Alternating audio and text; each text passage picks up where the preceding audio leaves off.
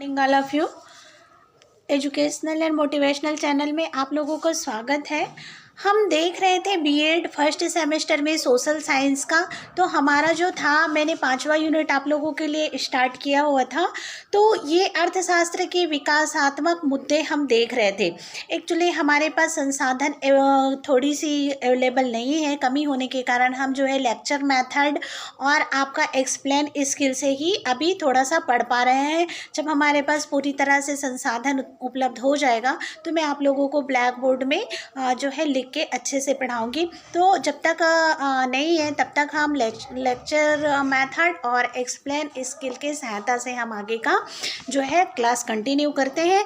तो हम ये देख रहे थे कि हमारे अर्थशास्त्र में विकासात्मक मुद्दे जो थे उनमें हमने देखे कि सतत विकास था, सकल घरेलू उत्पाद था और आर्थिक नियोजन एवं निर्धनता और खाद्य सुरक्षा के साथ साथ आपका जो था वो मूल्य वृद्धि था।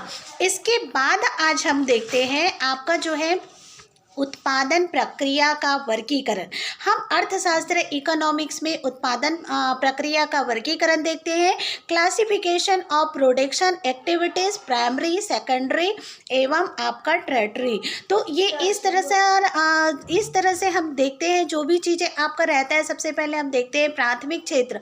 तो प्राथमिक क्षेत्र में हम देखते हैं कि हमारा प्राइमरी सेक्टर में कौन कौन से उत्पादक क्षेत्र आते हैं। तो जो उत्पादन क्षेत्र हमारे में आते हैं वो उनका हम प्राकृतिक संसाधनों के द्वारा सीधा प्रयोग करते हैं, जिसमें से हमारा जो आता है कृषि है, वानिकी है, मत्स्य पालन है और ये शामिल होता है। विकासशील देश जो होते हैं उनके लिए प्राथमिक क्षेत्रों का उत्पादन जो है बहुत ही महत्वपूर्ण योगदान होता है। उसके बाद आपका जो है जैसे हम देखते हैं कि हमारे जो खनिज संसाधन है, एग्रीकल्चर है और हमारा जल जो है, जंगल जैसे वानिकी जो हमारा चीज़ें में हमारे वानिकी में हमको वन से संबंधित जितने आपके औषधि मिलते हैं, हर्रा है, बहरा है, लाख है, तो ये सारी चीज़ें जो हमको प्रकृति से डायरेक्ट मिलते हैं वो हमारे जो है प्राइमरी क्षेत्र या आपका प्राइमरी सेक्टर के अंतर्गत आता है, जिसे हम कच्चा माल की तरह उपयोग करके फिर उसे जो है हम फिल्टर करके और उसमें जो है हम वैज्ञानिक विधि के द्वारा उसे हम भौतिक संसाधन में उसको जो है हम परिवर्तन करते हैं। तो इसी तरह से ये आपका हो गया आपका प्राइमरी सेक्टर, प्राथमिक क्षेत्र। दूसरा है आपका द्वितीयक क्षेत्र, सेकेंडरी सेक्टर। तो सेकेंडरी सेक्टर में हम देखते हैं कि द्वितीय क्षेत्र में कौन कौन सी चीज़ें ली जाती है।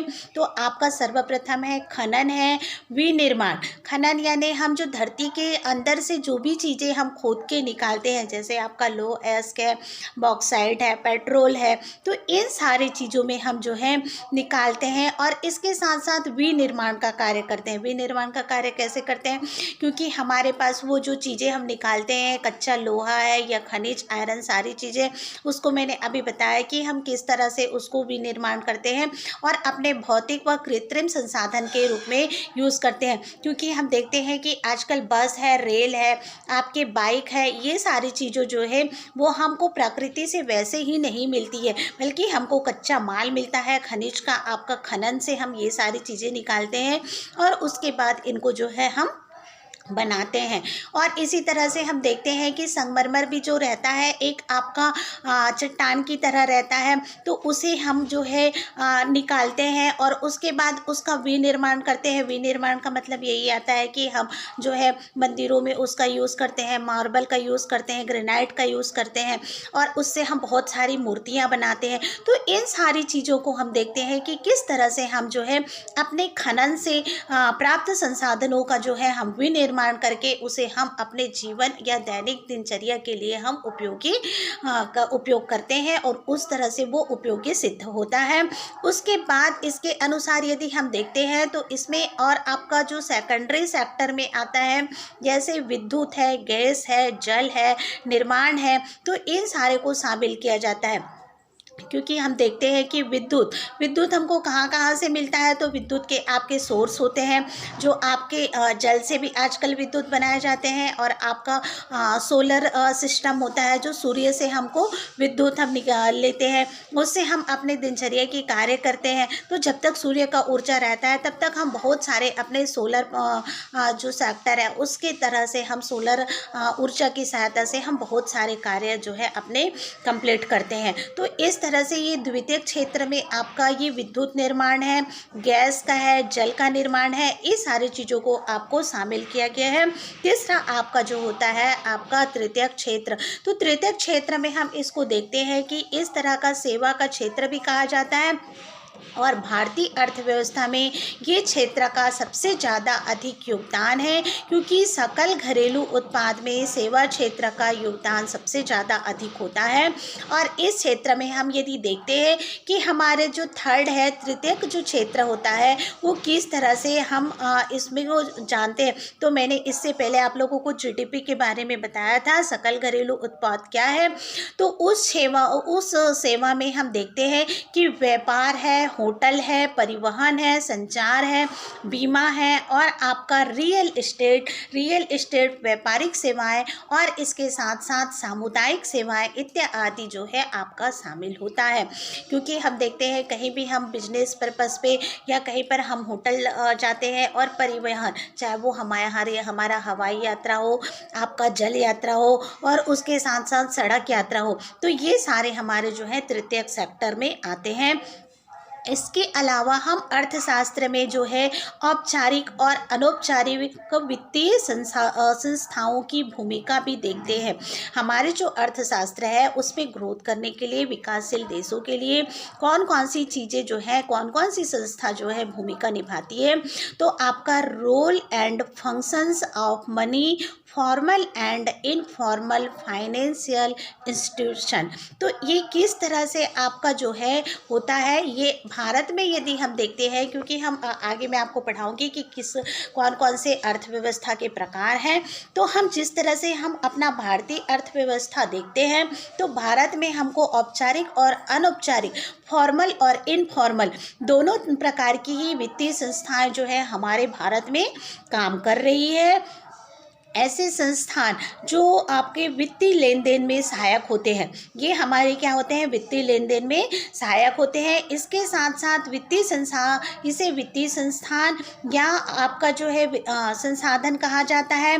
भारत में औपचारिक एवं अनौपचारिक दोनों तरह की वित्तीय संस्थाएं जो हैं अस्तित्व में है। तो हम सबसे पहले देखते हैं कि औपचारिक वित्तीय संस्थान में कौन कौन सी चीज़ें जो है लागू की जाती है। तो सबसे पहले हमारा जो औपचारिक आपका वित्तीय संस्थान आता है उसमें आपका है भारतीय रिजर्व बैंक। भारतीय रिजर्व बैंक अन्य बैंक जिसमें सरकारी तथा गैर सरकारी दोनों शामिल होते हैं। ठीक है, हमारा जो हम देखते हैं कि भारतीय हमारा रिजर्व बैंक आरआरबी होता है, उसमें सरकारी और गैर सरकारी दोनों तरह के बैंक जो है शामिल होते हैं।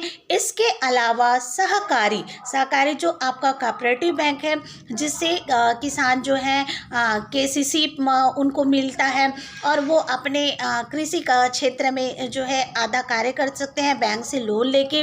तो इस तरह के जो है ये फॉर्मल आपके वित्तीय संस्थान में आते हैं।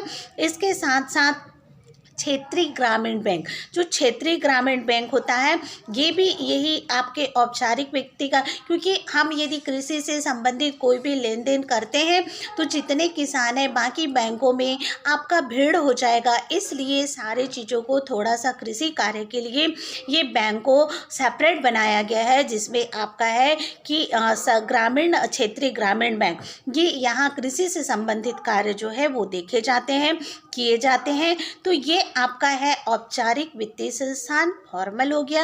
अब हम देखते हैं अनौपचारिक वित्तीय संस्थान। इनफॉर्मल, इनफॉर्मल में हम जो है किस तरह से इकोनॉमिक्स का जो है रोल प्ले करता है, किस तरह से भूमिका हम निभाते हैं।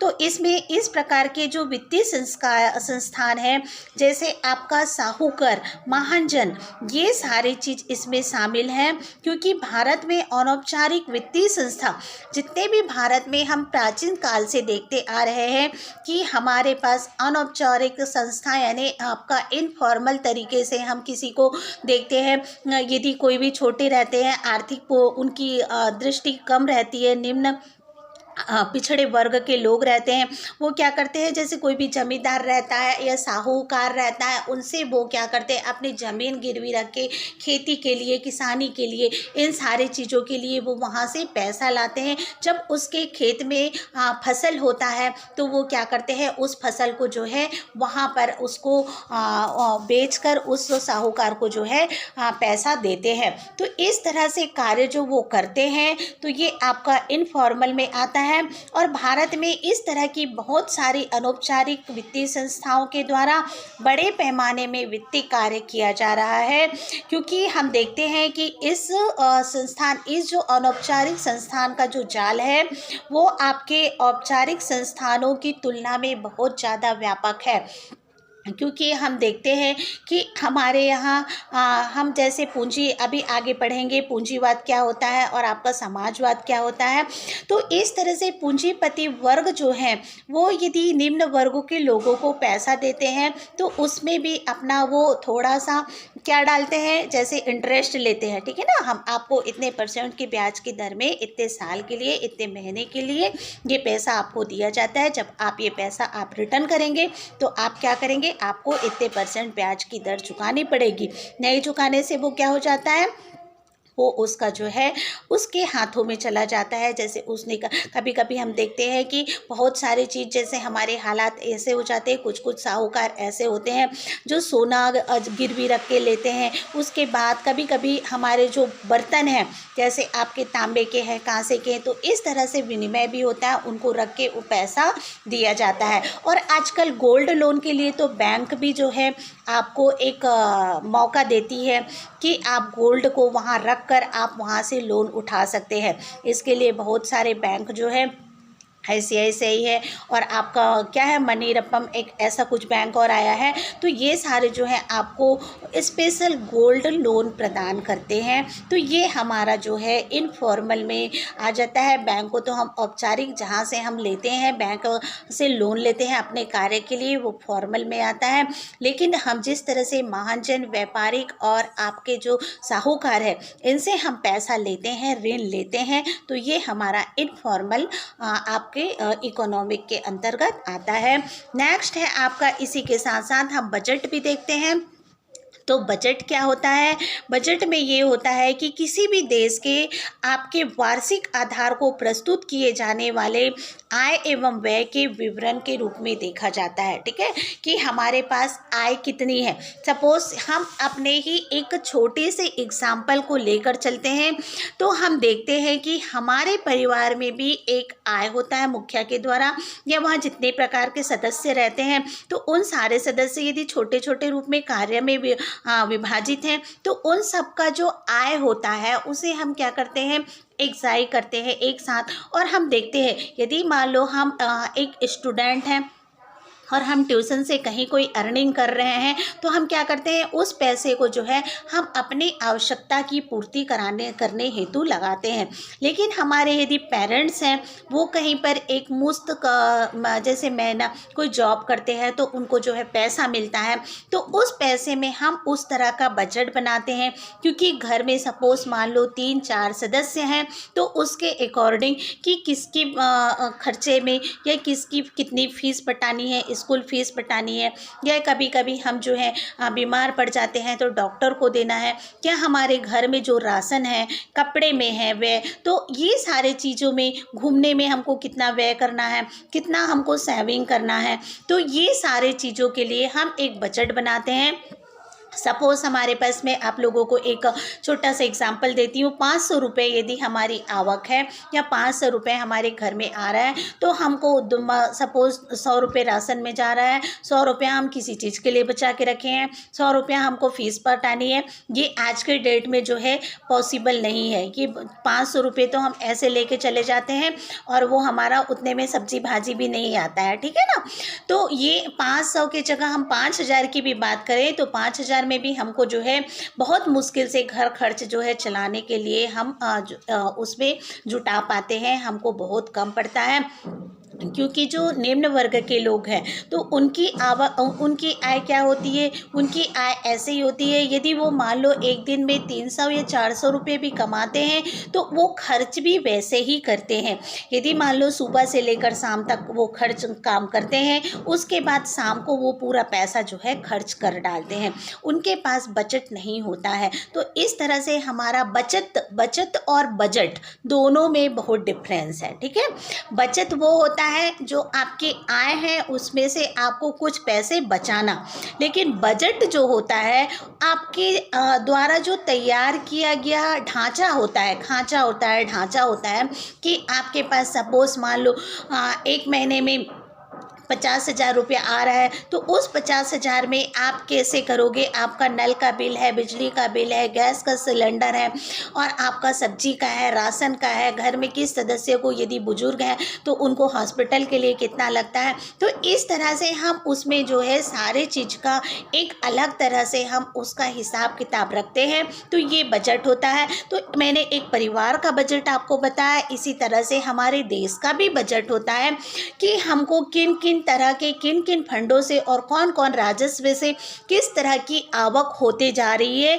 और हम देखते हैं कि जिस तरह से अभी सारे जगह के लिए बात चल रही है, तो हम शराब का जो चीज़ देखते हैं मदिरा, उसमें सबसे ज़्यादा राजस्व आय होती है, उससे सरकार की बहुत सारे खर्चे जो है वो निपट जाते हैं या चल जाते हैं। यदि उसे बंद कर दिया जाए तो हमारे सरकार का खजाना जो है खाली हो जाता है, क्योंकि हर लोगों की यहाँ हम देखते हैं भारतवर्ष में कि उन सारी चीज़ों की बहुत नीड होती है।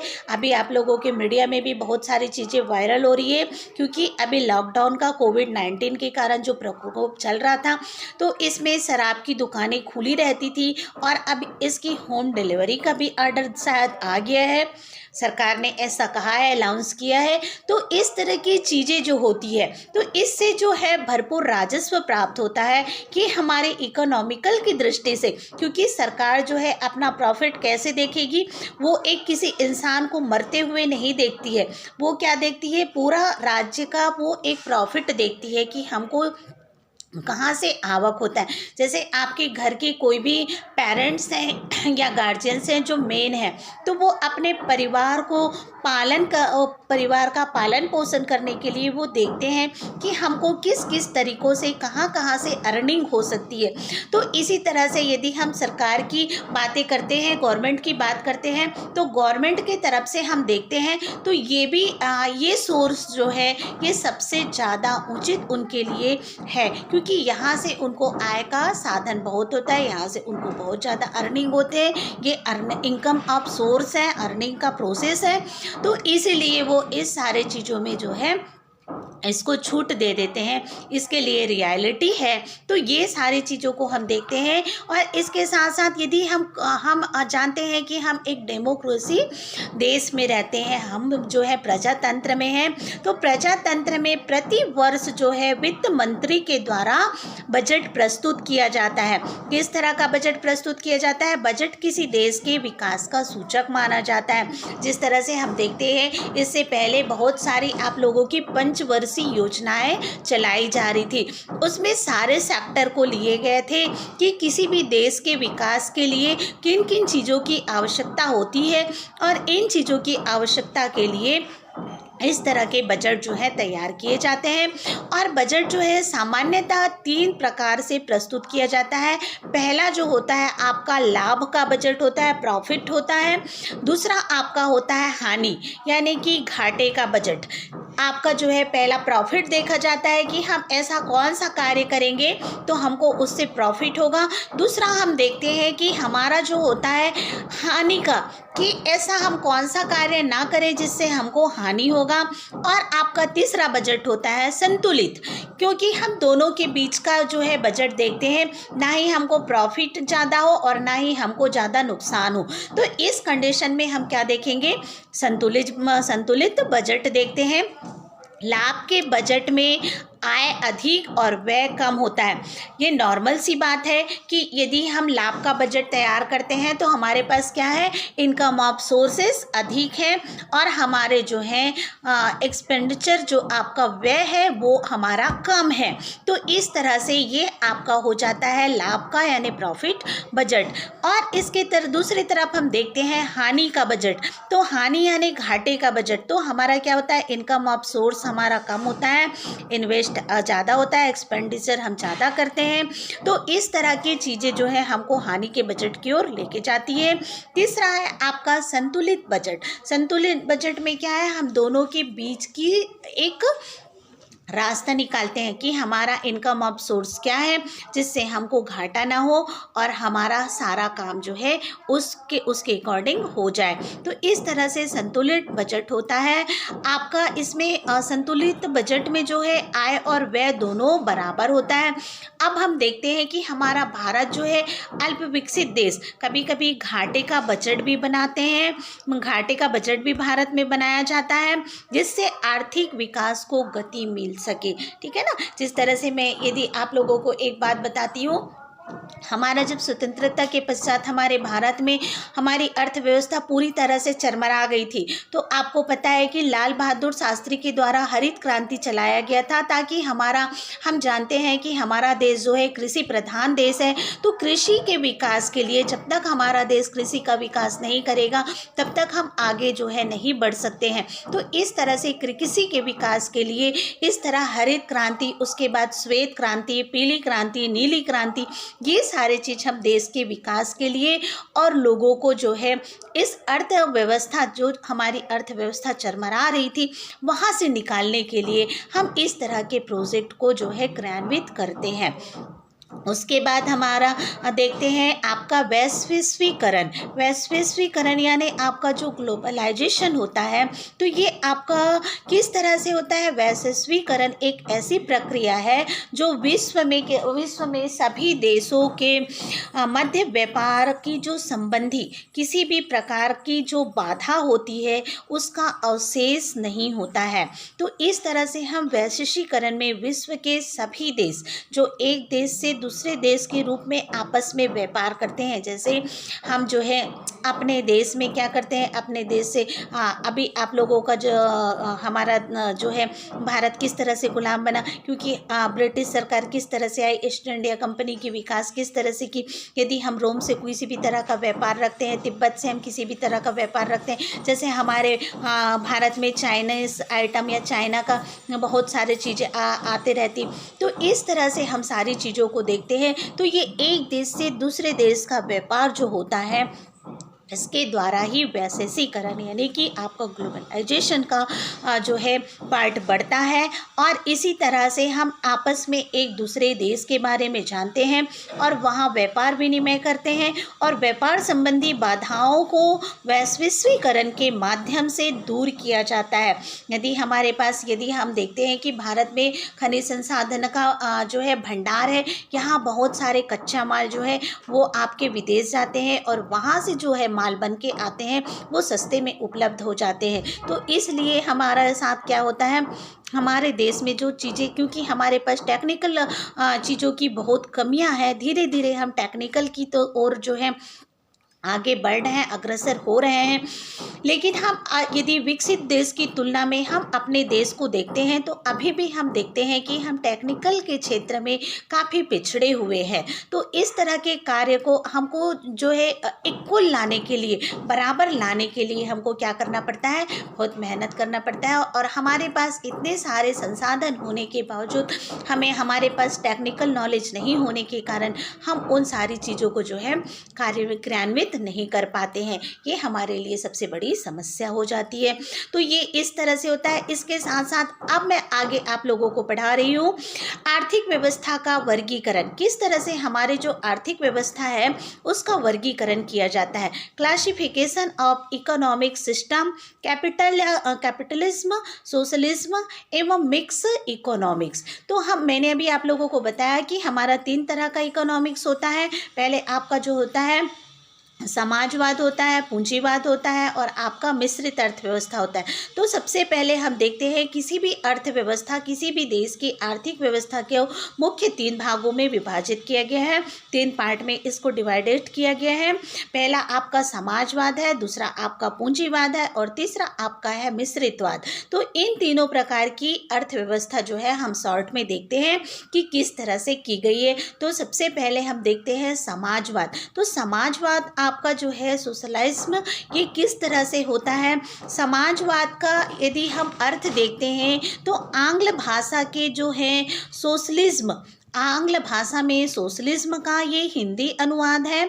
और आपका सोशलिज्म शब्द की उत्पत्ति जो है सोशलिज्म शब्द की जो उत्पत्ति है वो आपकी सोशियस शब्द से हुई है, जिसका अर्थ होता है समाज। और इस प्रकार समाजवाद का यदि हम संबंध देखते हैं तो समाज और उसके सुधार से है। ठीक है। इसी तरह यदि हम समाजवाद के लिए ह्यूगन की परिभाषा देखते हैं तो उन्होंने समाजवाद के लिए अपने जो विचार प्रस्तुत किए हैं वो है आपका समाजवाद श्रमिक वर्ग द्वारा दी जाने वाली एक ऐसी राजनीतिक क्रांति है जिसका उद्देश्य उत्पादन तथा वितरण के साधनों की प्रजातंत्रात्मक व्यवस्था तथा सामूहिक स्वामित्व द्वारा शोषण का उन्मूलन करना है। ठीक है, मैं एक बार फिर से रिपीट कर रही हूँ। समाजवाद श्रमिक वर्ग द्वारा की जाने वाली एक ऐसी राजनीतिक क्रांति है जिसका उद्देश्य उत्पादन तथा वितरण के साधनों की प्रजातंत्रात्मक व्यवस्था तथा सामूहिक स्वामित्व द्वारा शोषण का उन्मूलन है। ठीक है ना। तो इस तरह से यदि हम देखते हैं तो ये आपका है socialism is a political movement of the working class which aims to about exploitation by means of the collective ownership and आपका डिस्ट्रीब्यूशन। तो ये सारी चीज़ें हम देखते हैं कि समाजवाद जो है श्रमिक वर्ग के द्वारा क्रांति की गई, उसी का देन आपका समाजवाद है। और इसका उद्देश्य जो होता है आपका उत्पादन, आपका जो है उत्पादन में जितने भी वितरण के जो साधन होते हैं इसमें प्रजातंत्रात्मक व्यवस्था एवं सामूहिक स्वामित्व के द्वारा होता है। इसमें किसी भी प्रकार का शोषण नहीं किया जाता है, यहाँ शोषण का उन्मूलन किया जाता है। ठीक है। क्योंकि यदि हम मान लो कोई फैक्ट्री डाल रहे हैं, एक एग्जांपल बताती हूँ, तो वो फैक्ट्री हम देखते हैं कि किसी पर्सनल, जैसे हम आज बात करते हैं टाटा है, बिरला है, अंबानी, तो इनकी इंडिविजुअल जो है फैक्ट्री होती है, इनके पास इकोनॉमिक सोर्स होते हैं, ये पूंजीवादी हैं। तो यहाँ पर समाज वाले, यदि हम समाजवाद की एक रियल उदाहरण देखें तो आपका रूस जो है वहाँ पर समाजवादी अर्थव्यवस्था अपनाई जाती है। वहाँ पर किसी का एक का स्वामित्व नहीं होता है, वहाँ का जो स्वामित्व होता है वो समूह में होता है। जैसे हम कई बार कोई भी एजुकेशन संस्था देखते हैं तो वहाँ पर किसी एक का स्वामित्व नहीं होता है, वहाँ सारे ट्रस्टियों के द्वारा जो है सारे लोगों के बराबर शेयर रहते हैं, वो शेयर होल्डर होते हैं। तो इसी तरह से हम देखते हैं कि किस तरह का हमारा स्वामित्व होता है। तो जब हम समाजवाद के निर्माण करते हैं, समाजवाद को देखते हैं, तो समाजवाद में किसी भी इंडिविजुअल पर्सन का इन्वॉल्वमेंट नहीं होता है, बल्कि यहाँ पर सारे लोगों का समूह, ग्रुप एवं जो है पब्लिक के रूप में सारे लोगों का शेयर रहता है और उनका शोषण नहीं होता है। उसके बाद यदि हम इमाइल की परिभाषा समाजवाद के अनुसार देखते हैं तो इमाइल ने क्या कहा है, उन्होंने कहा है कि समाजवाद का अर्थ है श्रमिकों की एक ऐसी व्यवस्था इमाइल के द्वारा कहा गया है कि समाजवाद का अर्थ जो है श्रमिकों की एक ऐसी व्यवस्था है जो पूंजीवादी संपत्ति को सामाजिक संपत्ति में बदलने के उद्देश्य से राजनीतिक सत्ता को प्राप्त करेगी। ठीक है, समाजवाद का अर्थ है श्रमिकों की एक ऐसी व्यवस्था जो पूंजीवादी संपत्ति को सामाजिक संपत्ति में बदलने के उद्देश्य से राजनीतिक सत्ता को प्राप्त करेगी। राजनीतिक सत्ता को प्राप्त करना क्या होता है, क्योंकि हम देखते हैं कि राजनीति में प्रजातांत्रिक रूप में सारे लोग इन्वॉल्व रहते हैं, तो इसी तरह से वो कार्य जो समाजवाद का रहता है सारे लोगों के लिए एक जैसे होता है। अब यहाँ पर हम देखते हैं कि किस तरह से आपका जो है समाजवाद की विशेषताएं होती है, आपकी कैरेक्टरिस्टिक्स ऑफ जो है सोशलिज्म। तो सोशलिज्म की आपकी कौन कौन सी विशेषताएं होती हैं, तो आपका पहले पॉइंट आप नोट कर लेंगे, पूंजीवाद की समाप्ति। पहला आपका है पूंजीवाद की समाप्ति, एंड ऑफ कैपिटलिज्म। उसके बाद सेकंड है आपका प्रजातांत्रिक विचारधारा, प्रजातांत्रिक विचारधारा, डेमोक्रेटिक आइडिया। थर्ड है सहयोग पर आधारित बेस्ड ऑन कॉर्पोरेशन। फिर है उत्पत्ति के साधनों पर सामाजिक स्वामित्व, उत्पत्ति के साधनों पर सामाजिक स्वामित्व। Collective ownership at factors of production, व्यक्ति की अपेक्षा समाज को महत्व। फिफ्थ पॉइंट है आपका व्यक्ति की अपेक्षा समाज को महत्व, इम्पोर्टेंस टू सोसाइटी। 6 है आपका राज्य के अधिकाधिक दायित्व एवं कर्तव्य, राज्य के अधिकाधिक दायित्व एवं कर्तव्य। More responsibility and duties of state. 7th है आर्थिक व्यवस्था का न्यायपूर्ण समाधान, आर्थिक व्यवस्था का न्यायपूर्ण समाधान। Justify solution of economic system.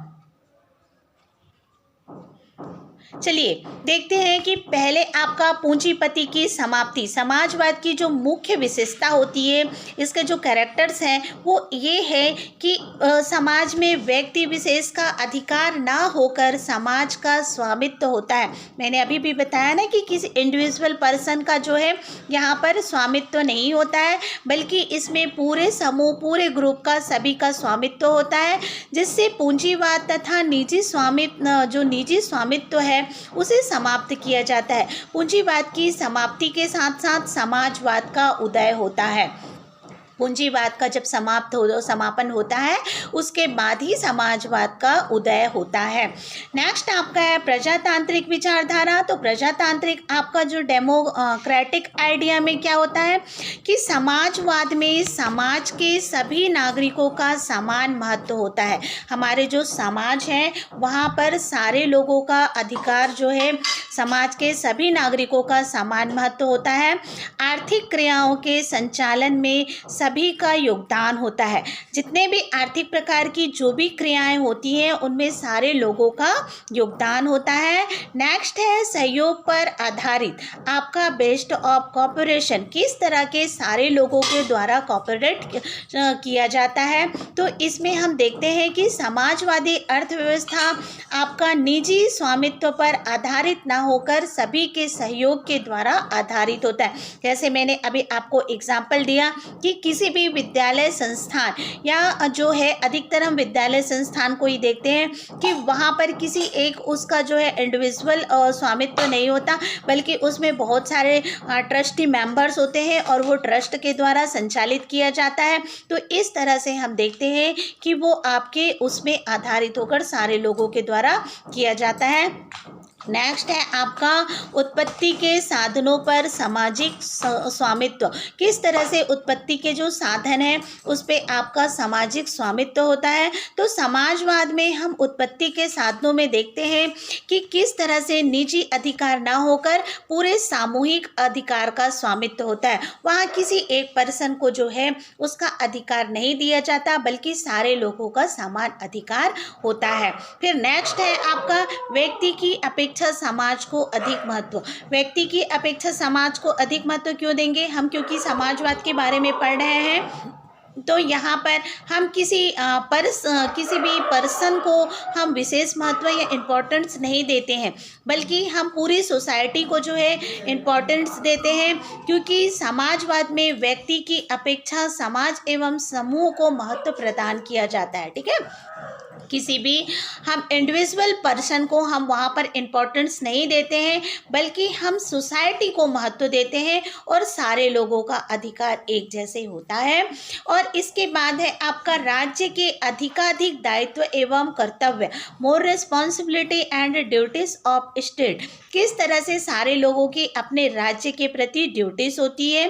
तो समाजवाद में राज्य के जो अधिकाधिक दायित्व एवं कर्तव्य होते हैं, राज्य का दायित्व समाज की प्रत्येक व्यक्ति का होता है कि प्रत्येक व्यक्ति, हम देखते हैं ना, जैसे हमने कहा कि कोई भी एक इंडिविजुअल यदि आप प्रोग्रेस करते हैं तो आपका प्रोग्रेस क्या कहलाएगा? आपके परिवार का प्रोग्रेस कहलाएगा, परिवार का प्रोग्रेस कहलाएगा आपका समाज का प्रोग्रेस कहलाएगा, समाज का प्रोग्रेस फिर आपका धीरे धीरे किस तरह से कन्वर्ट होते जाएगा? देश के प्रोग्रेस में कन्वर्ट होते जाएगा। तो इस तरह से हम देखते हैं कि किसी भी इंडिविजुअल पर्सन के प्रोग्रेस में हम जो है देश जो है आपका जुड़ा रहता है इनडायरेक्टली। तो इसी तरह हम जब समाज की बात करते हैं तो समाज में हर एक व्यक्ति का जो प्रोग्रेस है वो समाजवाद के लिए बहुत इम्पोर्टेंट होता है। तो ये अधिकाधिक और राज्य को जो दायित्व है समाज के सारे लोगों में बंट जाता है, क्योंकि सारे लोगों का एक अपना कर्तव्य होता है, दायित्व होता है। और राज्य का जो दायित्व और कर्तव्य होता है वो समाज के प्रत्येक व्यक्ति में उत्पादन एवं आय का लाभ पहुंचाना होता है। क्योंकि हम देखते हैं कि यदि समाज के सारे व्यक्ति के पास ज़्यादा से ज़्यादा इनकम होगा, उनके अर्निंग होंगे, इनकम ऑफ सोर्स अधिक होगा, तो ऑलरेडी वो देश क्या हो जाएगा? वो जो है धनी हो जाएगा, धनाढ़ हो जाएगा, उसके पास बहुत ज़्यादा पर्याप्त पैसे ही होंगे। तो इस तरह से हम देखते हैं कि किस तरह से ये राज्य के हमारे अधिकाधिक दायित्व जो है वो आपके समाज पे निर्भर करते हैं। नेक्स्ट है आपका आर्थिक व्यवस्था का न्यायपूर्ण समाधान। किस तरह से आर्थिक व्यवस्था का आपका न्यायपूर्ण समाधान होता है? तो हम देखते हैं justify solution of economic system. Samajwadi जो आपका आर्थिक व्यवस्था में उत्पादन एवं वितरण का जो न्यायपूर्ण वितरण होता है, ये आपका समाज के सभी व्यक्तियों में बराबर अधिकार होता है। समाज का जो भी कार्य होता है, जो भी चीज़ें होती है, उसका जो है अधिकार बराबर होता है। तो ये आपका हो गया समाजवाद, सोशलिज्म।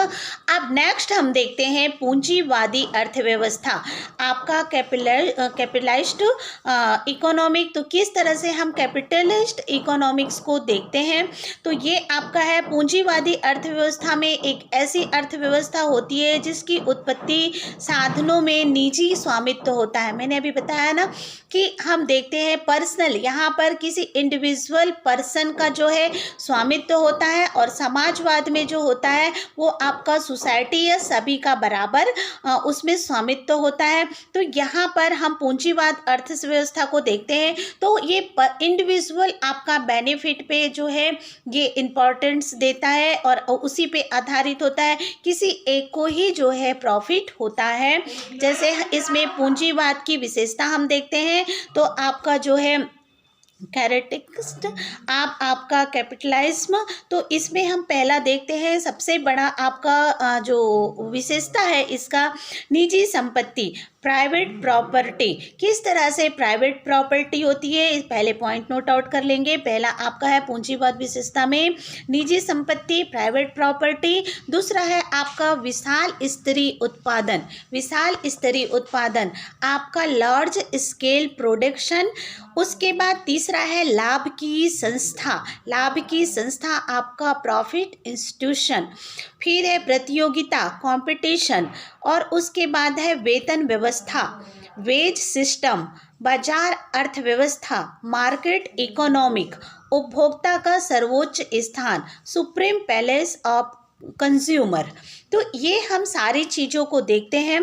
तो सबसे पहले हम पूंजीवादी अर्थव्यवस्था में देखते हैं कि किस तरह से निजी संपत्ति होता है, मतलब इनकी जो है प्राइवेट प्रॉपर्टी होती है। ठीक है, मैंने बताया समाजवाद में किसी भी तरह का कोई भी प्राइवेट प्रॉपर्टी नहीं होती है, वहाँ पर सारी चीज़ों की पब्लिक प्रॉपर्टी होती है।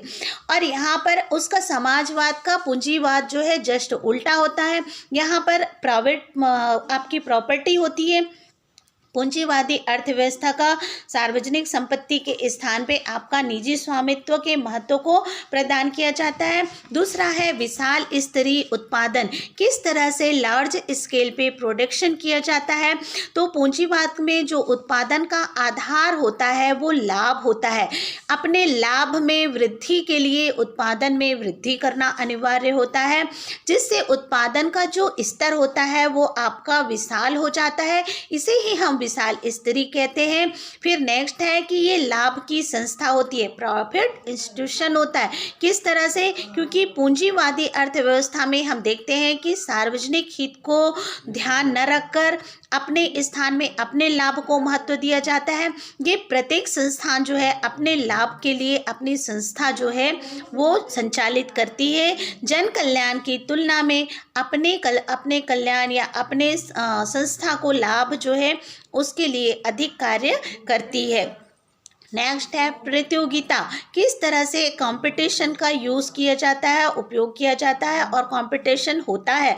तो पूंजीवादी अर्थव्यवस्था में प्रतियोगिता को अधिक महत्व जो है प्रदान किया जाता है। प्रतियोगिता में टिके रहने के लिए, गुणवत्ता बनाए रखने के लिए आवश्यक होता है कि पूंजीवाद में प्रत्येक समय प्रतियोगिता जो है इसकी स्थिति विद्यमान रहती है। जैसे मैं आपको एक एग्जाम्पल बता रही हूँ। सबसे पहले जब हमारे पास आया, रिलायंस के द्वारा हम फ्री में बात कर सकते थे, हमको जो है बहुत सारी सुविधाएं फैसिलिटी दी गई। उसके बाद फिर आपका जियो निकाल दिया गया। जियो में आपको जो है फ्री चार्ज, आप एक बार चार्ज करें फिर लगातार जो है अनलिमिटेड बात करते रहें, नेट की भी सुविधा उपलब्ध कराई गई। तो ये क्या है, ये पूंजीपति वर्गों में कॉम्पिटिशन की भावना। हम अपने जब भी एग्जाम्स में आएंगे कोई भी चीज़ जो को हम जब यहाँ पर एक्सप्लेन करते हैं तो आपको एग्जाम्पल देने के लिए ये चीज़ें हैं। और आप अपने शब्दों में जितना ज़्यादा रियलिटी लाते हुए आप उसको यूज़ करें अपने शब्दों के अनुसार एग्जाम्पल, वो आपको उतने ही ज़्यादा मार्क्स जो है मिलेंगे। तो आप ये बता सकते हैं कि किस तरह से इसमें, उसके बाद फिर आइडिया भी आपको जो है नेट की फैसिलिटी अवेलेबल करा रही है और उसके बाद उन्होंने बहुत सारी फैसिलिटी दी है। तो इस तरह से हर पूंजीपति वर्ग में कंपटीशन होता है। ये तो मैंने आपको एक एग्जांपल बताया। इसके साथ साथ यदि हम देखते हैं कि बहुत सारे हमारे जो यूज़ करते हैं हम, दैनिक हमारी आवश्यकताओं की चीज़ें होती है, उसमें कंपटीशन हम देख रहे थे कि किस तरह से पूंजीवादी वर्ग में जो है पर्सनल यदि इंडस्ट्रीज लगाते हैं तो उनके कंपटीशन में यदि वो कोई भी प्रोडक्ट निकालते हैं तो उसके अगेंस्ट में और दूसरा जो आपका पूंजीपति वर्ग है वो उसी प्रोडक्ट का प्रोडक्शन कर जो है उसे जो है कम कीमत में बेचते हैं, जिससे हमारा बाजार जो है मार्केट रेट में कंपटीशन हो जाता है। तो ये सारी चीज़ें हम देखते हैं कि किस तरह से ये कंपटीशन हम पूंजीपति वर्ग में होता है और देखा जाता है। नेक्स्ट है आपका वेतन व्यवस्था, वेज सिस्टम। किस तरह से आपका वेतन व्यवस्था या वेज सिस्टम होता है। तो पूंजीपति जो हमारा पूंजीपति व्यवस्था में लाभ का बंटवारा जो है सभी वर्गों में नहीं होता, बल्कि केवल जो भी प्रॉफिट होता है, जो भी आपका लाभ होता है वो सिर्फ पूंजीपति वर्ग को ही प्राप्त होता है। अन्य कर्मचारियों को इसका अंश न प्रदान करते हुए बल्कि वेतन दिया जाता है। यदि हम बात करें समाजवाद की, तो समाजवाद में हम देखते हैं कि सभी का बराबर का शेयर होता है, सभी वहाँ के जो है स्वामी होते हैं। लेकिन पूंजीपति में वहाँ पर जो जितना भी प्रॉफिट होता है वो आपका इंडिविजुअल, आपका जो उसका स्वामित्व रहता है और जो पूंजीपति रहते हैं उन्हीं को प्रॉफिट होता है, बल्कि उनके यहाँ जितने भी उनके इंडस्ट्रीज़ में काम करने वाले रहते हैं उनको एक मुफ्त वेतन पे या उनको वेतन दिया जाता है और उस पे वो कार्य करते हैं और वहाँ का जो प्रॉफिट है कोई भी प्रोडक्शन कर रहे हैं तो उसमें जितना भी प्रॉफिट होता है तो उसका अंश जो है वेतन के रूप में ही दिया जाता है, बाकी चीज़ें जो है उन्हें नहीं दी जाती है। उसके बाद है आपका बाजार अर्थव्यवस्था। बाजार अर्थव्यवस्था मार्केट जो इकोनॉमिक है, पूंजीवाद में बाजार का महत्वपूर्ण स्थान होता है। बाजार जो है आपके पूंजीवादी अर्थव्यवस्था का संचालन करती है और बाजार में मांग एवं पूर्ति, हमने इसके पहले की क्लास में मांग पूर्ति को डिटेल में देखा है कि किस तरह से मांग और पूर्ति की शक्तियाँ पूंजीवादी जो अर्थव्यवस्था है के विकास में सहायता करती है। मांग के आधार पर उत्पादन किया जाता है। जिस तरह की मांग होती है तो मांग के आधार पर उत्पादन किया जाता है। नेक्स्ट है उपभोक्ता का सर्वोच्च स्थान। उपभोक्ता का सर्वोच्च स्थान किस तरह से होता है, आपका जो है सुप्रीम पैलेस ऑफ कंज्यूमर। तो हम इस अर्थव्यवस्था में उपभोक्ता को प्रमुख स्थान प्रदान करते हैं, क्योंकि हम देखते हैं कि उपभोक्ता के अनुसार ही उत्पादन किया जाता है। यदि हमारे पास कंज्यूमर ना हो तो हम उसे जो है प्रोडक्शन भी नहीं कर सकते हैं। तो जब तक हमारे पास कंज्यूमर हमारे को उसकी डिमांड नहीं होती है तब तक हम उत्पादन नहीं कर सकते हैं कोई भी प्रोडक्ट का। तो जिस वस्तु में उपभोक्ता कम होने पर मांग भी कम होती है और वस्तुओं के उत्पादन को प्राथमिकता नहीं दी जाती है। उपभोक्ता की आवश्यकताओं के आधार पर ही उत्पादन को महत्व दिया जाता है। तो ये आपका हो गया पूंजीपति। नेक्स्ट हम अब देखते हैं, इसमें आपका है मिश्रित अर्थव्यवस्था, मिक्स्ड इकोनॉमिक्स। तो ये मिक्स्ड इकोनॉमिक्स क्या होता है, यदि आप लोग सारे इकोनॉमिक्स वाले हैं तो आप अच्छी तरह से जानते हैं कि 3 प्रकार के इकोनॉमिक्स में हमारे जो है होते हैं। तो ये आपका मिश्रित अर्थव्यवस्था एक ऐसी अर्थव्यवस्था है जिसमें समाजवाद और पूंजीवाद दोनों का आपका लक्षण विद्यमान होता है। व्यवहारिक दृष्टिकोण से हम यदि देखते हैं तो पूर्णतः न तो ये समाजवाद होता है न पूर्णतः पूंजीवाद होता है, बल्कि ये दोनों के बीच में एक रास्ता अपनाता है, क्योंकि ये पूर्णतः न तो समाजवाद को अपनाते हैं न पूर्णतः पूंजीवाद को अपनाते हैं। तो इस मिश्रित अर्थव्यवस्था में होता क्या है, एक बीच का रास्ता निकाला जाता है और दोनों के गुणों को अपनाने का प्रयास किया जाता है। पूंजीवादों के गुणों को भी अपनाने का प्रयास किया जाता है और समाजवाद के गुणों को भी अपनाने का प्रयास किया जाता है।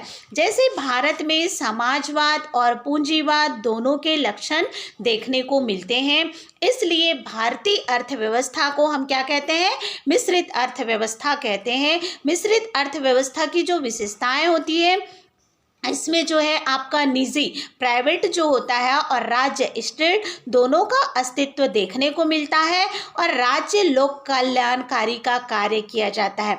जो मिश्रित अर्थव्यवस्था है मिक्स्ड इकोनॉमिक्स, तो उसमें हम देखते हैं कि लोक कल्याणकारी का कार्य करते हैं तथा सरकारी उद्यम जो हैं स्थापित किए जाते हैं। सरकार यानी गवर्नमेंट आपका जो स्टेट है उसके द्वारा जो है ये स्थापित किए जाते हैं उद्योग वगैरह। तो मिश्रित अर्थव्यवस्था में हम देखते हैं कि पूंजीवाद और समाजवाद दोनों के लाभों की प्राप्ति होती है। समाजवाद में जिस तरह से बेनिफिट मिलता है, पूंजीवाद में जो जिस तरह का बेनिफिट मिलता है, तो वो दोनों चीज़ों को हम देखते हैं कि किस तरह से ये दोनों के हमारे पास जो है प्रॉफिट आते हैं। लेकिन इसी प्रकार हमको इसमें दोष भी देखने को मिलते हैं, क्योंकि मैंने आपको हर बार जो है क्लास में भी ये सारी चीज़ें बताइए कि हर चीज़ें का दो आपका पॉइंट ऑफ व्यू होता है, एक पॉजिटिव होता है और एक आपका निगेटिव होता है। तो हम देखते हैं कि जहाँ पर यदि पॉजिटिविटी होती है तो वहाँ पर भी निगेटिविटी जो है होती है। यदि कोई समर्थक होता है तो उसके आलोचक होना भी बहुत ही आवश्यक है। जब तक आलोचक नहीं होगा तब तक कोई भी कार्य में जो है प्रोग्रेस नहीं होता है, ठीक है ना। ये हमारा जो है मौलिक तथ्य है और मौलिक फैक्ट है। तो इसी तरह के हम देखते हैं कि वर्तमान परिप्रेक्ष्य में यदि हम मिश्रित अर्थव्यवस्था को देखते हैं, हमको अधिकांशतः इसमें ये चीज़ें देखने को मिलती है पूर्ण रूप से, जिसमें हम ये देखते हैं कि पूंजीवादी और समाजवादी अर्थव्यवस्था की यदि हम कल्पना वर्तमान परिप्रेक्ष्य में करते हैं तो वो अप्रासंगिक हो चुका है। क्योंकि हम देखते हैं कि पूरी तरह से पूंजीवाद, जैसे हम अमेरिका में देखते हैं कि वहाँ बहुत सारे पूंजी वर्ग के लोग हैं, लेकिन वहाँ दो ही वर्ग देखे जाते हैं, पूंजीपति वर्ग है और आपका निम्न वर्ग। लेकिन समाजवाद में हम देखते हैं तो वहाँ सारे लोगों का जो है आपका बराबर का हिस्सेदार रहता है, बराबर का स्वामित्व रहता है। हम भारत में देखते हैं तो हम भारत में दोनों का रूप देखते हैं।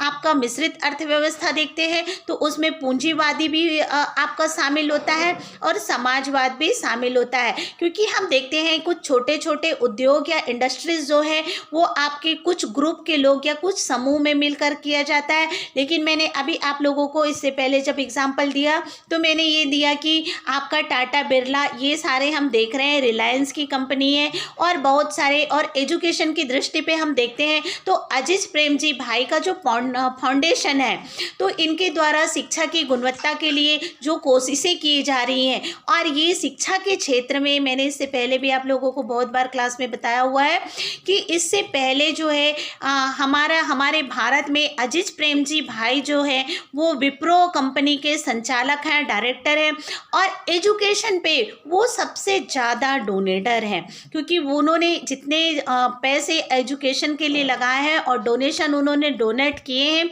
तो उनका सबसे पहला नाम लिया जाता है, और वो एजुकेशन के लिए बहुत सारे कार्य करते जा रहे हैं। क्योंकि हमारी शिक्षा व्यवस्था आज की हम देखते हैं तो बहुत ज़्यादा चरमरा गई है। कोविड-19 का प्रभाव हम सबसे ज़्यादा यदि देखते हैं तो आपके एजुकेशनल पे सबसे ज़्यादा दिखाई देने को मिलता है। आप सब बड़े हो गए हैं तो आप जो है इस स्थितियों को समझ सकते हैं, लेकिन वहीं पर हम छोटे बच्चों की कंडीशन देखते हैं तो आजकल हम बच्चों को मोबाइल से दूर रखते थे, लेकिन आज हम खुद पेरेंट्स जो है बच्चों को मोबाइल देने पर मजबूर हो गए हैं। तो इस तरह की सारी चीज़ें हम देखते हैं। एक हमारा टेक्निकल का ज़माना होते हुए भी हम विकसित होने की कोशिश कर रहे हैं, विकासशील देश में रह के हम आगे टेक्निकों को अपनाते हुए, लेकिन उसका जो है हम रिफेक्ट भी देखते हैं, किस तरह से इफ़ेक्ट हमको मिलता है और किस तरह से हमको जो है इसका मैंने बताया कि गुण और दोष दोनों होते हैं। तो इसी तरह से समाजवाद में भी और आपका पूंजीवाद में दोनों में आपका दोष होता है। तो जब मिश्रित अर्थव्यवस्था होती है तो वहाँ पर भी ये दोनों चीज़ें पाई जाती है। जहाँ पर हम लाभ की कल्पना करते हैं वहीं पर हमको बहुत सारी असमानताएं या हमको बहुत सारे दोष जो है देखने को मिलते हैं। इसके बाद इकोनॉमिक्स का सबसे इम्पोर्टेंट पार्ट्स जब आता है तो वो होता है आपका लागत, कॉस्ट। किस तरह से हम कोई भी चीज़ों का उत्पादन या प्रोडक्शन करते हैं तो हमको लागत की जो है आवश्यकता होती है, और अर्थशास्त्र में लागत का बहुत ही महत्वपूर्ण स्थान है। लागत के आधार पर ही मूल्य का निर्धारण होता है। यदि सपोज हम कोई भी चीज़ बना रहे हैं तो उसमें हमको जो है कच्चा माल लाने में और उसको जो बनाने में जितनी कीमत लगती है तो वो सारी चीज़ जो है लागत में होती है, क्योंकि उसके बाद ही हम उसमें जो है अपना प्रॉफिट उसमें जोड़कर हम क्या करते हैं, उसको बाजार में हम सेल करते हैं, मार्केट रेट और मार्केट प्राइस बताते हैं। तो इस तरह के उत्पादन की जो भी विभिन्न प्रक्रिया होती है उसमें लागतों को शामिल किया जाता है। लागत को निम्न रूप से हम परिभाषित कर सकते हैं कि किसी वस्तु के उत्पादन में प्रयुक्त होने वाले समस्त उत्पत्ति के साधनों को दिया जाने वाला भुगतान। ठीक है, किसी वस्तु के उत्पादन में प्रयुक्त होने वाले समस्त उत्पत्ति के साधनों को दिया जाने वाला भुगतान ही उत्पादन लागत कहलाता है ना। हम ये कह सकते हैं सामान्य शब्दों में कि हम यदि कोई भी वस्तु के उत्पादन करते हैं और उसकी उत्पत्ति, जैसे उसको हम कहाँ से लेके आए, क्या बनाए, उसमें क्या लगाए हैं, तो उसके द्वारा जितने भी हम खर्च करते हैं, भुगतान करते हैं, तो यही जो है आपका लागत कहलाता है। लागत के प्रकार भी होते हैं, टाइप्स ऑफ कॉस्ट। लागत को मुख्यतः 3 भागों में विभाजित किया जाता है, 3 पार्ट में इसे डिवाइड किया गया है। सबसे पहला आपका है मौद्रिक लागत, दूसरा है वास्तविक लागत और तीसरा है अवसर लागत। ठीक है, मौद्रिक लागत, वास्तविक लागत और आपका है अवसर लागत। अब पहला हम देखते हैं कि मौद्रिक लागत क्या होता है आपका। तो ये मौद्रिक लागत जो आपका होता है किसी भी फर्म के द्वारा एक वस्तु के उत्पादन में किए गए कुल मुद्रा के व्यय को मुद्रा लागत कहते हैं। ठीक है ना। आपका मॉनेटरी कास्ट जो होता है किसी फर्म के द्वारा किसी वस्तु के उत्पादन में किए गए जो कुल मुद्रा होती है उसको कुल मुद्रा की जो व्यय होती है उसे ही हम मुद्रा लागत कहते हैं। यदि हम इसको दूसरे शब्द में इस तरह से रख सकते हैं कि उत्पत्ति के समस्त साधनों को मूल्य को यदि मुद्रा में व्यक्त कर दिया जाए तो उत्पादक इन उत्पत्ति के साधनों की सेवाओं को प्राप्त करने में जितना व्यय करता है वो मौद्रिक लागत कहलाता है। इसे हम एकदम ज़्यादा सिंपल शब्द में ये कह सकते हैं कि हम किसी भी वस्तु को जब हम बनाते हैं तो उसमें जितना भी खर्च किया जाता है तो वो कहलाता है आपका मौद्रिक लागत। ठीक है। मौद्रिक लागत को निम्नलिखित मदों पे शामिल किया जाता है।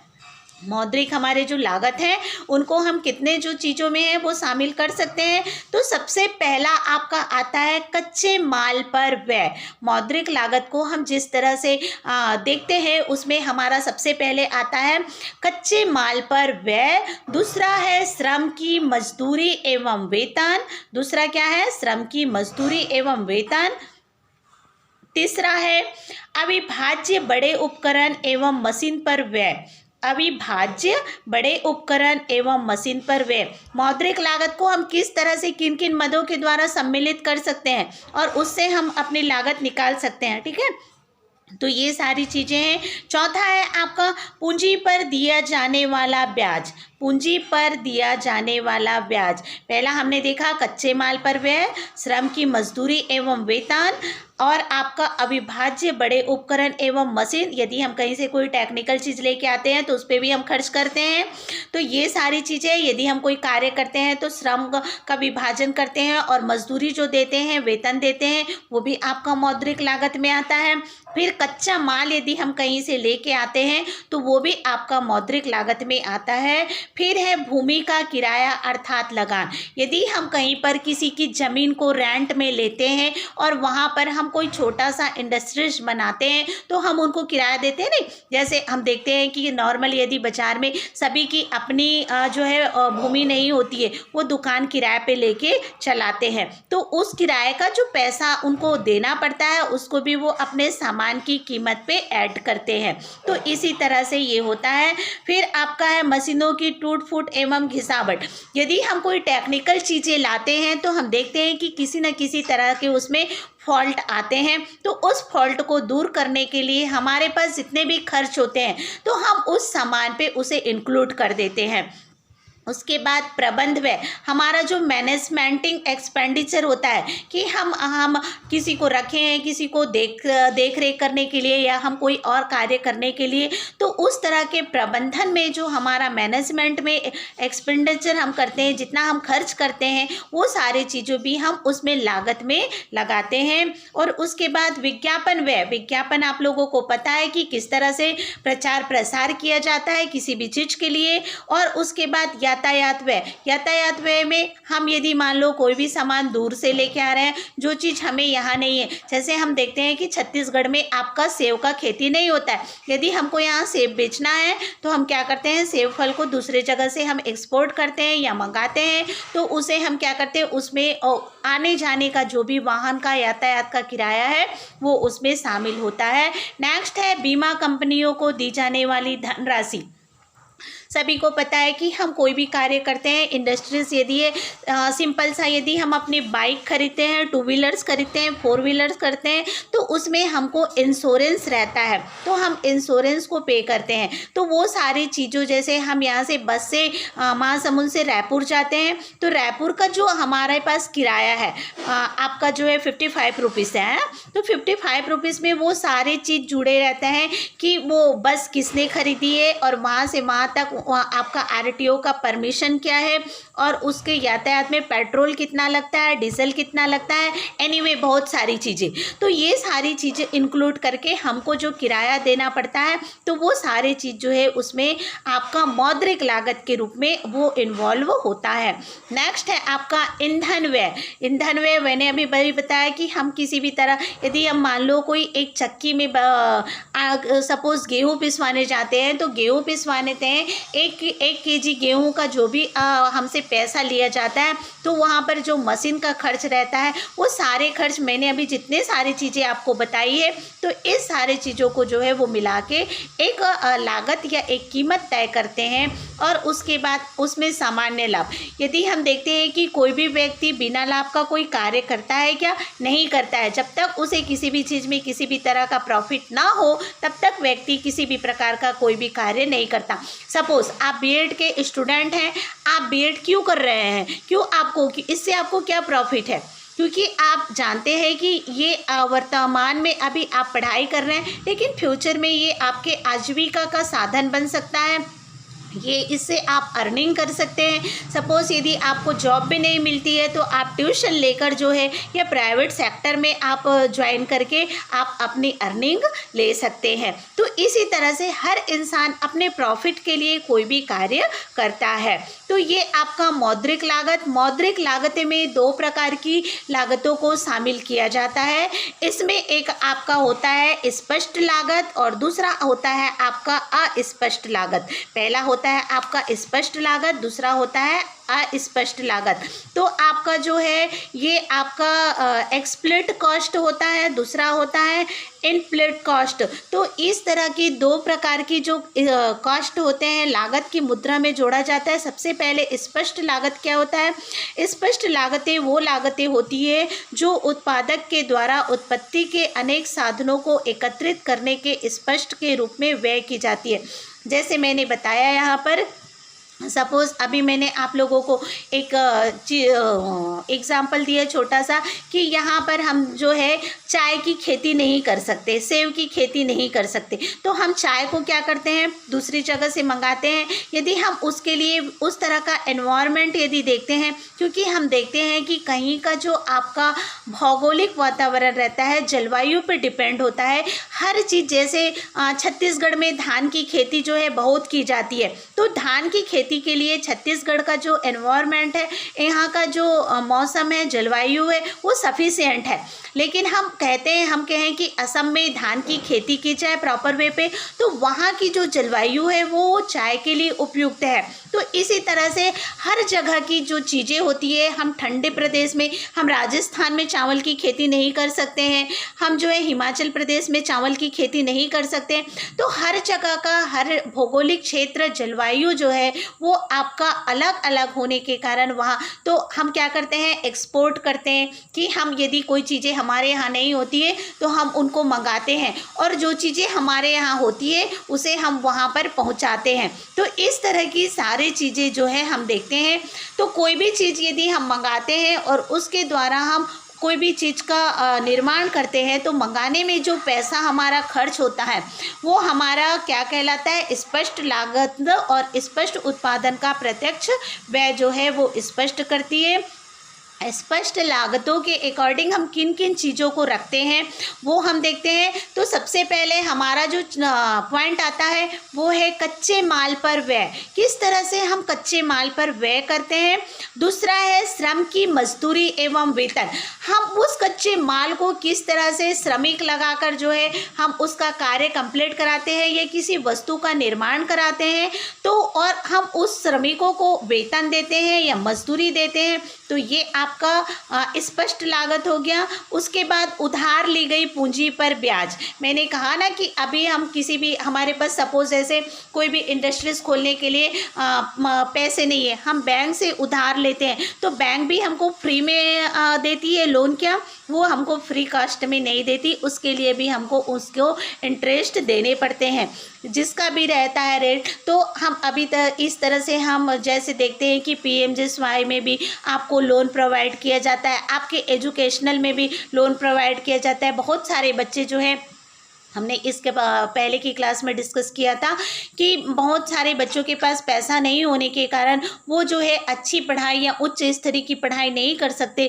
लेकिन हमारी सरकार ने ये व्यवस्था की है कि आप लोन प्रोवाइड करते हैं, लोन लेके आप जो है हायर एजुकेशन जो है ले सकते हैं। तो इस तरह की चीज़ें हम देखते हैं कि किस तरह, तो उधार ली गई जो हमारी पूंजी पर ब्याज होता है, यदि सपोज हम 5,000 10,000 किसी से लेते हैं या 1 लाख लाख 5 लाख लेते हैं तो उस पे 1%, 2%, 5% जितना भी ब्याज रहता है तो उसे भी हम स्पष्ट लागत के रूप में जोड़ते हैं। और इसके साथ साथ भूमि और बिल्डिंग का किराया, ठीक है ना। हमारे पास सपोज यदि हमारे पास कोई सिर्फ दिमाग है, हमारे पास ना तो ज़मीन है और ना पैसे है, तो हम किसी भी चीज़ का निर्माण कैसे करेंगे और उसे हम बेचेंगे कैसे? तो उसके लिए हमको सारी चीज़ें चाहिए ना। तो इस तरह से हम जो भूमि और बिल्डिंग लिए रहते हैं तो उसका किराया भी हम स्पष्ट लागत में इंक्लूड करते हैं। और इसके साथ साथ मशीनों की जो टूट फूट होती है, घिसावट होती है, जो भी चीज़ें मशीनों के द्वारा होती है, उन सारे चीज़ों का जो है वो हम एक साथ उसको स्पष्ट लागत के रूप में लेते हैं। और प्रबंध, मैनेजमेंट, हम मैनेजमेंट पे जितना खर्च करते हैं उसको भी हम उसमें जोड़ते हैं। फिर विज्ञापन व्यय, विज्ञापन में हम जो भी चीज़ें, क्योंकि हम कोई भी सामान बनाते हैं तो जब तक किसी को पता नहीं रहेगा तब तक हमारा सामान कोई खरीदेगा क्या? नहीं। तो उसको बताने के लिए भी हमको जो है प्रचार प्रसार करना पड़ता है, विज्ञापन करना पड़ता है, तो उसमें भी हमको पैसे इन्वेस्ट करने पड़ते हैं। तो ये सारी चीज़ें, फिर बीमा कंपनियों को दी जाने वाली धनराशि, हमारा माल जो है सुरक्षित रहे, इसके लिए बहुत सारी ऐसे बीमा कंपनी आ गई है। तो बीमा कंपनी को हम जो धन देते हैं वो भी हम स्पष्ट लागत के रूप में जो है इंक्लूड करते हैं। इसके साथ साथ कर आदि के भुगतान में व्यय, मैंने बताया कि हम कोई भी कार्य करते हैं तो उसके लिए हमको गवर्नमेंट को एक टैक्स जो है देना पड़ता है। तो ये टैक्स जो है हमारे वस्तुओं में, हम किसी भी प्रकार की कोई भी वस्तुएं यदि यूज़ करते हैं तो उसमें वो सारी चीज़ें जो है इंक्लूड रहती है। तो ये आपके स्पष्ट जो है लागत में आ गया। अब यहीं पर हम अस्पष्ट की बातें करते हैं कि किस तरह से अस्पष्ट लागत की भूमिका होती है। तो अस्पष्ट लागतों को सन्निहित लागत भी कहा जाता है। सन्निहित लागत क्यों कहा जाता है? क्योंकि उत्पादक प्रत्यक्ष रूप से भुगतान करना नहीं पड़ता, यहाँ पर इनडायरेक्ट रूप से उत्पादक को भुगतान करना पड़ता है। और इनका जो साधन होता है, उत्पादन क्रिया का प्रयोग, ये जो है साधन के द्वारा, उत्पादक के द्वारा स्वयं जो है एकत्रित किए जाते हैं। और इनके लिए कौन कौन से मद जो है शामिल होते हैं? तो सबसे पहला है स्वयं उत्पादक द्वारा प्रदान की गई सेवा की मजदूरी। जो भी प्रोडक्ट बनाने वाला है, उत्पादक जो भी है, वो अपने द्वारा प्रदान की गई जो सेवा है उसकी मजदूरी। दूसरा है आपका उत्पादक की अपनी स्वयं की पूंजी का ब्याज। यदि किसी भी प्रकार का उत्पादक है, यदि किसी भी प्रकार की उसने पूंजी लगाई है और उसमें उसका ब्याज लगता है तो वो उसे भी शामिल करता है। फिर उस बिल्डिंग का किराया जो स्वयं उत्पादक की है किंतु उत्पादन के प्रयोग में नहीं की जा रही है। यदि कोई बिल्डिंग है, कोई भी भूमि है, उसका किराया जो उसको यूज़ नहीं किया जा रहा है तो उसका भी इनडायरेक्ट रूप से वो कीमत यहाँ पर इंक्लूड करते हैं। और फिर है प्रबंधन, संगठन में जो प्रदान की जाने वाली सेवा है, जो आपको मैनेजमेंट का जितना भी खर्च आता है वो सारे चीज़, और उसके लिए जो भी आपका नॉर्मल प्रॉफिट होता है, नॉर्मल जो बेनिफिट होता है, सामान्य लाभ होता है, ये सारी चीज़ जो है आपके मौद्रिक लागत में अस्पष्ट रूप से आपके चालू बाजार मूल्य पे, जो हम मार्केट सेलिंग करते हैं, मार्केट आपका प्राइस रहता है, तो उसके आधार पे कभी कभी आप लोग देखे हो कि कोई भी दुकानदार के पास आप जाते हो तो ये क्या किया जाता है यहाँ पर कि आपका एक लागत के रूप में बताया जाता है। लेकिन आप यदि वहाँ पर एमआरपी नहीं देखते तो एमआरपी से ज़्यादा पैसे भी लिया जाता है, तो ये आपका इनडायरेक्ट होता है। यदि कोई देखता है, उसको पता है कि इतना एमआरपी है, आप लोग सारे लोग पढ़े लिखे हैं ना, तो एमआरपी से कम ही जो है कीमत दी जाती है। लेकिन हम एमआरपी से यदि ज़्यादा पैसा पे करते हैं तो वो उसका क्या हो जाता है, उस पर वो फिर अपना इनडायरेक्ट रूप से वो वहाँ पर अपना पैसा और अपना बेनिफिट देखते रहें। तो इस तरह की ये कार्य होते हैं। तो इन सारी चीज़ों की गणना की जाती है आपके मौद्रिक लागत में, और उसके बाद जो है इसका जो भी भुगतान किया जाता है आर्थिक दृष्टिकोण की अपेक्षा इसे एक साथ नहीं कर सकते, क्योंकि ये एक मौद्रिक लागत का अंग है। ये यहाँ तक सारे लोगों को समझ में आ गया होगा। किसी भी प्रकार का कोई भी डाउट्स होगा तो आप लोग मुझे जो है फ़ोन पे संपर्क कर सकते हैं। और ये वीडियो अच्छा लगा तो आप जो है इसे लाइक, शेयर और कमेंट करेंगे, और मुझे जो है इंस्टाग्राम और आपका जो टेलीग्राम में फॉलो कर सकते हैं। धन्यवाद।